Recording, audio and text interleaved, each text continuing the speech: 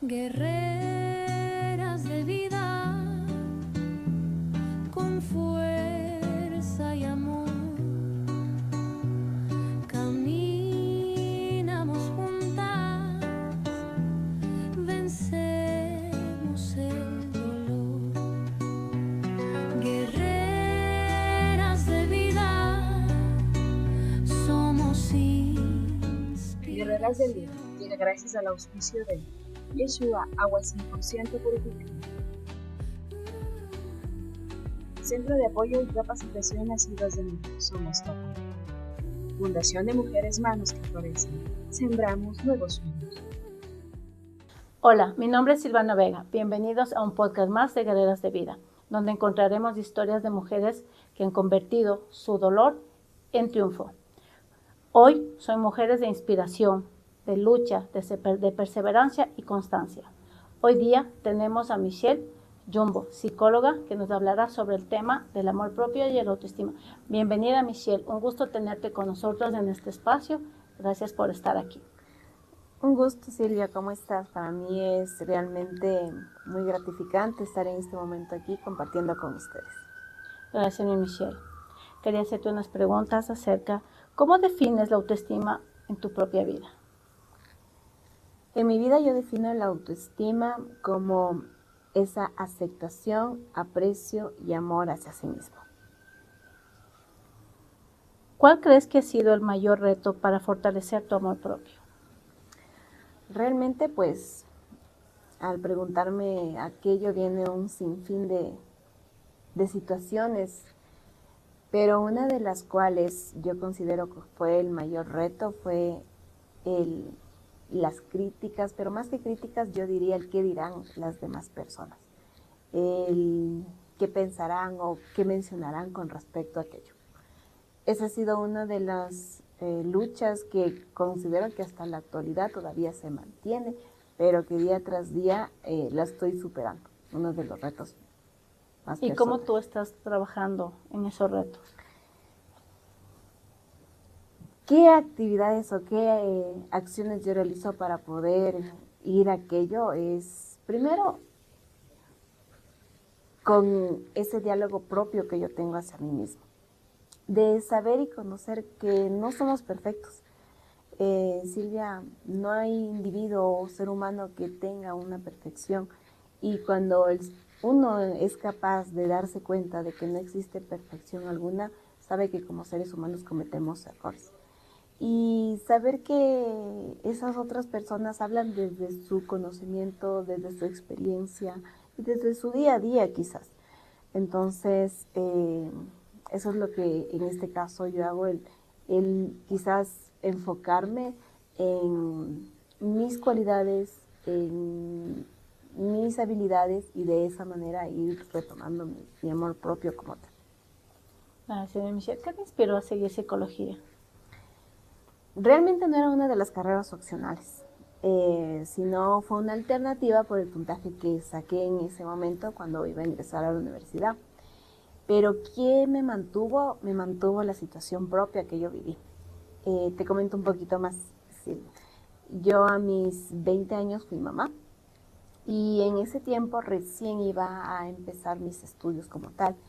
Y en este caso, pues, imagínate, tú eres mamá, me comprenderás que ser mamá realmente es una de las situaciones que como mujeres pasamos a otro momento de ser nosotras solas para ser parte de otra persona, para ser esta fortaleza y esta seguridad de otro niño, de tu ser que viene contigo. Y el conocer, cuando estuve ya en la carrera, el conocer el comportamiento del ser humano, el saber cómo el ser humano va creciendo, la importancia del entorno como tal, fue una de las cosas que me enamoró de mi carrera. Me enamoró y por lo cual me mantuve. Mi opción era retomar a educación inicial, pero no. Al conocer todo aquello, me mantuve y dije, no, es aquí mi lugar, es aquí donde yo quiero estar. ¿Y cómo tú hiciste, quién te cuidó a tu niño mientras tú estudiabas? ¿Cómo fue el apoyo de tus padres o tu esposo en este caso para tú poder continuar con tu carrera? ¿Tú no tuviste problemas al querer estudiar, crecer como persona, como profesional? Problemas en el tema económico, no. Problemas en el tema propio, sí. ¿Qué explico? En el hecho de que yo me cuestionaba a mí misma de cómo voy a salir si tengo un niño que depende mucho de mí. Y entre mi cabeza decía, tengo que aplazar mis estudios. Pero ahí estuvo una fuente muy primordial que fueron mis padres, en el cual ellos me mencionaban que tengo que seguir estudiando. Y el apoyo incondicional de mi mamá. Mi mamá para mí es mi fuente de inspiración, de nobleza también, de nobleza y de fuerza. Y gracias a ella y a mi papá es que yo pude retomar mis estudios, pude continuar y agradezco. Le agradezco infinitamente a la vida, yo que soy creyente, a Dios y también a mis padres. ¿Por qué? Porque ellos son los que me han permitido poder avanzar y estar ahora y tener mi título. Ay, te felicito, Michelle, por esa fortaleza que has tenido para avanzar con tu hijito. ¿Qué hábitos o pensamientos afectan negativamente en nuestra autoestima, Michelle? Los hábitos que más afectan es esta voz interna que tenemos de hablarnos a nosotros mismos. Todos en algún momento, y quizás a ti te pase, Silvia, nosotros tenemos un diálogo interno, un diálogo con nosotros mismos, un diálogo con respecto a qué voy a hacer mañana, y eso es lo que muchas de las veces nos limita a formar una buena autoestima, en el qué dirán, y si hago así, y en esta crítica a veces ni siquiera constructiva hacia nosotros mismos. Las palabras que a veces utilizamos, como por ejemplo, qué inútil que soy, qué tonta, son cositas que nosotros nos decimos a nosotros mismos y que realmente es donde afecta nuestra autoestima, afecta nuestro amor propio, porque consideramos y que sí somos de esa manera, cuando realmente no es así. Entonces, esos son uno de los pensamientos y hábitos que muchas de las veces como mujeres, como seres humanos, nos hacemos día tras día y que deberíamos ir reprogramando nuestra cabecita para aquello. Quizás tú me digas, pero ¿cómo le puedo reprogramar? Sí, ¿no es cierto? Es una porque de nuestra las audiencia luchas. te va a preguntar cómo lo hago. Claro, es una de las luchas y es algo difícil. Una de las técnicas o una de las herramientas que podemos hacer está dentro del Mindfulness, que hace referencia al estar en el aquí y en el ahora. Nuestro cerebro, mejor dicho, es capaz de llevarnos a un sinfín de pensamientos, pero es importante traer a nuestro cerebro, a nuestros pensamientos al aquí y al ahora. Una de las actividades que podemos hacer es aplicar la regla de activar todos nuestros sentidos. ¿Qué hago o a qué hace referencia? En el lugar en donde nos encontremos, plantearnos buscar 5 objetos redondos. ¿No? Así también, eso activaríamos lo que es el sentido de la vista. Vamos con el sentido del oído. Identificar 3 sonidos. Podemos continuar con otra actividad que es identificar 2 olores. Y después identificar 3 objetos que puedas sentir, ¿ah? Y un objeto que puedas saborear. De esa manera yo estoy activando al 100% mis sentidos. ¿Por qué? Porque me estoy centrando en el aquí y en el ahora. ¿Ah? Por ejemplo, si en este momento yo te digo, a ver, Silvia, dime 3 objetos que tú puedas tocar, ¿qué me dirías? El sofá, el cojín y la planta. ¿Ya? Exacto, ¿no es cierto? Así es. Y si yo te digo, por ejemplo, otra acción, dime 5 objetos triangulares, por ejemplo. Triangulares que tenemos en este momento, Ahí quiero hacerte una pausa. ¿Pudieses mantenerte o continuar con el pensamiento que tenías? Mantenerte en ese pensamiento que estabas teniendo en tu cabeza, en ti.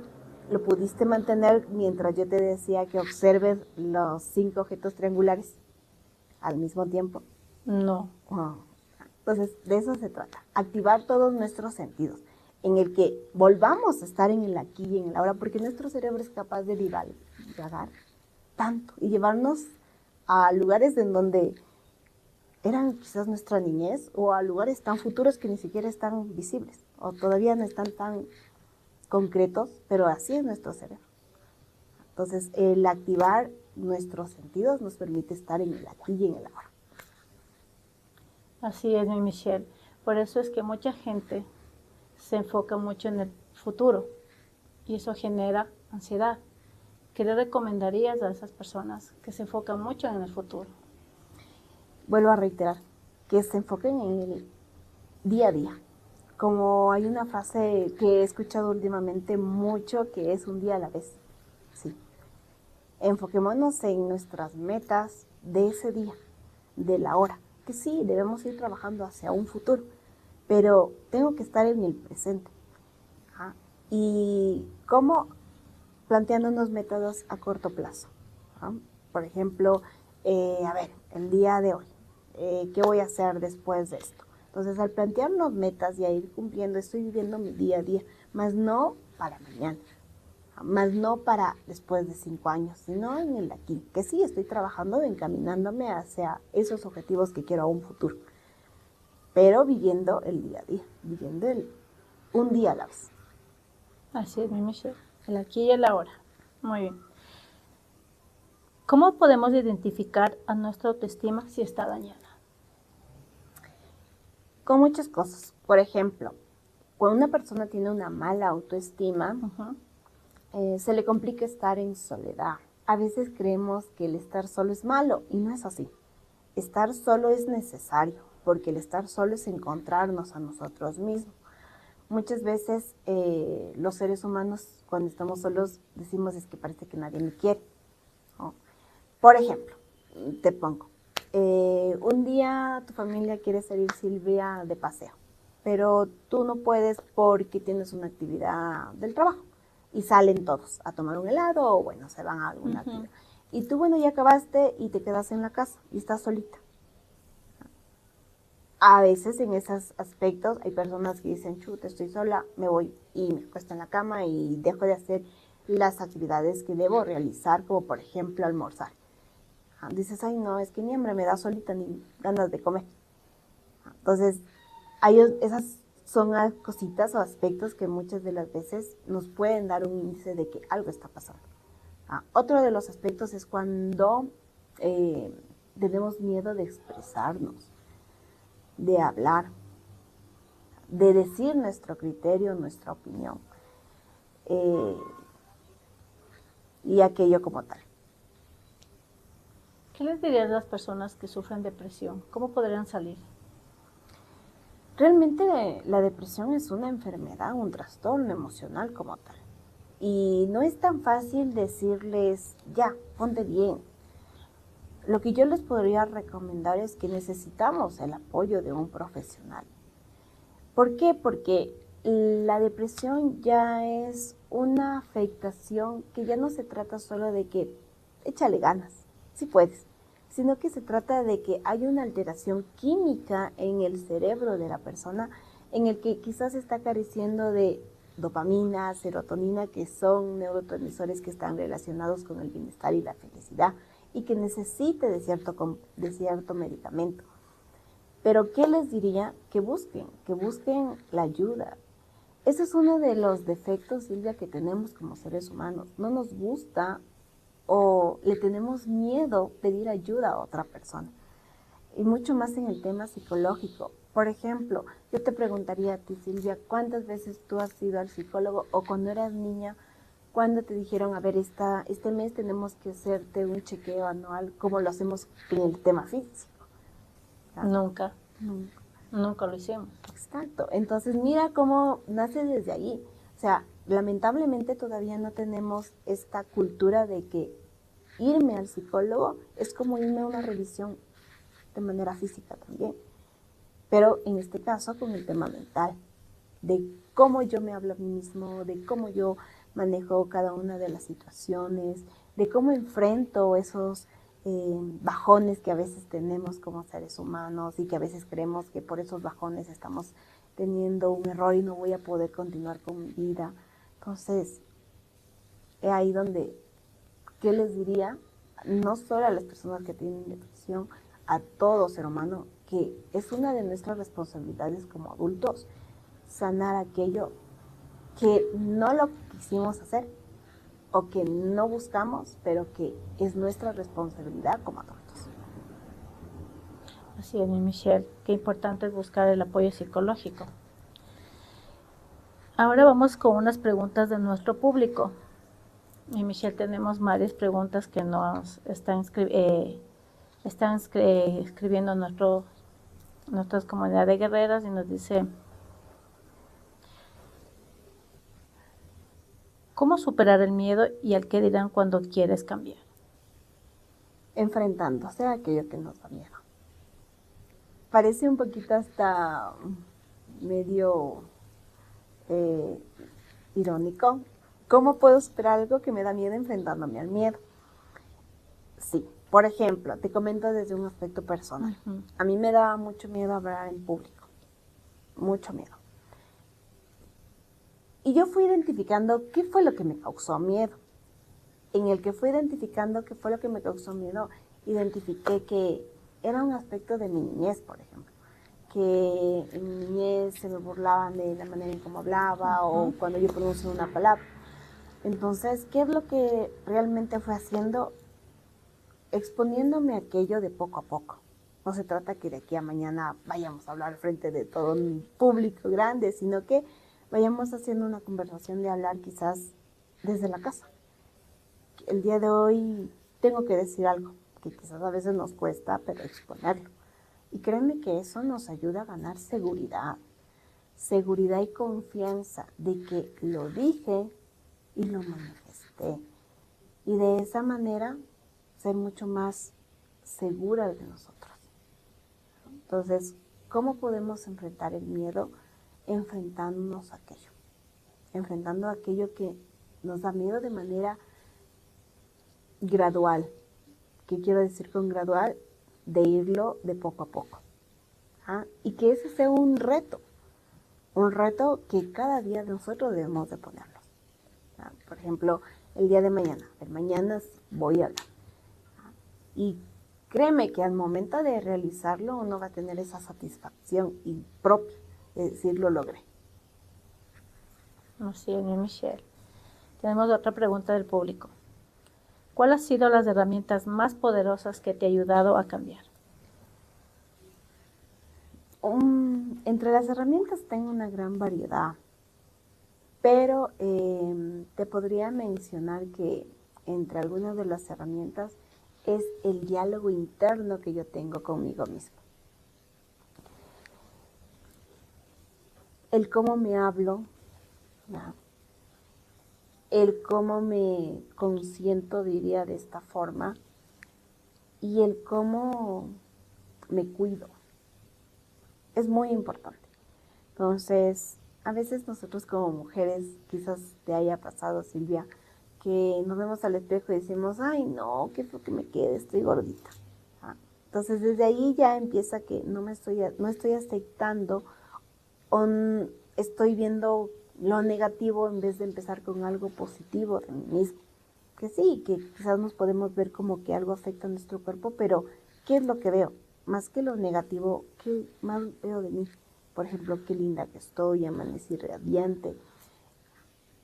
Entonces, son uno de los aspectos. El cuidarme a mí mismo en el tema del cuerpo, el alimentarme bien, el hacer ejercicio, es muy importante. ¿No? Que sí, a veces nos cuesta, créeme, porque a veces no tenemos ni tiempo y hacer ejercicio a veces se considera que en vez de mejorar nos afecta más. ¿Por qué? Porque no sé si te ha pasado, Silvia, que haces una semana de ejercicio y te duele todo el cuerpo y no puedes ni sentarte, literalmente no puedes sentarte. ¿Pero por qué pasa eso? Porque los músculos están contraídos, pero nos ayudan de una manera tan significativa, no solo en el tema físico, sino también en el tema mental. Entonces, es otra de las herramientas. Por ello, yo recomiendo mucho y a mis estudiantes yo les suelo decir, tiene que hacer ejercicio. Soy amante del ejercicio, porque el ejercicio nos permite salir de una vida sedentaria, no solo para cuidar nuestro cuerpo, no solo para evitar enfermedades físicas, sino también con el tema de nuestra salud mental. Así es, Michelle, qué importante es hacer ejercicios. Sí. ¿Qué consejo le darías a alguien que quiere empezar a amarse más, pero no sabe cómo empezarlo? El consejo que le podría decir a esta persona es de que nos enfoquemos en el aspecto positivo que tenemos, en esas habilidades, esas virtudes que todo ser humano tiene. Créeme que, Silvia, el conocernos a nosotros mismos es una de las tareas más complejas que tiene el ser humano. ¿Por qué te digo? Porque trabajo con adultos adolescentes entre 20 y 25 años que yo les pregunto, por ejemplo, dígame quién es usted, dígame 10 virtudes y 10 defectos de usted y se quedan en anonimato. Como que, y es más, revisan a ver al compañero como que diciéndome, oye, ¿en qué soy bueno? Entonces, es muy importante darnos un tiempo para nosotros, en hacernos una introspección, un análisis, en el no enfocarnos en lo negativo que tenemos como seres humanos, porque todos tenemos aspectos negativos, sino más bien también enfocarnos en qué soy bueno, en qué soy buena, qué tengo de bueno, cuáles son mis virtudes, cuáles son esas fortalezas como tal. Realmente pues hacernos quizás un FODA a nosotros mismos, un análisis y de esa manera ir construyendo nuestra autoestima. Entonces el consejo que yo le podría dar a cada una de esas mujeres es que se dé un tiempo para sí, un tiempo en el cual puedan analizar, y no es fácil, créeme, pero podríamos utilizar una libreta en el cual vayamos anotando en esta libreta el día de hoy en qué fui buena, qué considero yo en qué fui buena. Y de esa manera voy dándome cuenta que tengo una gran galería de habilidades, así como también de defectos, pero que tengo aspectos positivos como tal. Así es, Michelle. ¿Cómo encontrarían su propósito de vida? ¿Cómo tú le ayudarías? Porque tú dices que trabajas con adolescentes de 20 a 25 años. Adultos, adolescentes, como yo les digo a ellos, son adultos, pero son ¿Cómo tú le adultos ayudarías a adolescentes. encontrar su propósito de vida? Porque a esa edad ellos no saben cuál es su propósito de vida, están desenfocados. Sí, realmente suelen estar como en un vaivén. ¿Por qué? Porque suelen decir es que no sé qué rumbo tomar. Pero es ahí donde empieza el que aprenda a autoconocerse. Entonces, ¿cómo yo aplicaría con ellos para que sea o vean cuál es su propósito? Primero, el aprenderse a conocer. ¿Cuáles son mis fortalezas, mis debilidades, mis oportunidades? ¿Qué es lo que yo quiero en la vida? Que sí es importante darles a conocer aquello, teniendo en cuenta que una de las preguntas muy frecuentes que me suelen decir, profe, ¿y si me equivoco? ¿Qué pasa si se equivoca? Ya no voy a tener éxito, una vez me decía un joven. Me decía, no, o sea, si se equivoca, aprende. Y veíamos quitándonos esa idea de que equivocarnos es un sinónimo de fracaso, sino más bien cada una de las equivocaciones, depende de cómo la veamos, es una fuente para un aprendizaje. Entonces, ¿cómo les ayudaría a que ellos puedan buscar su propósito de vida?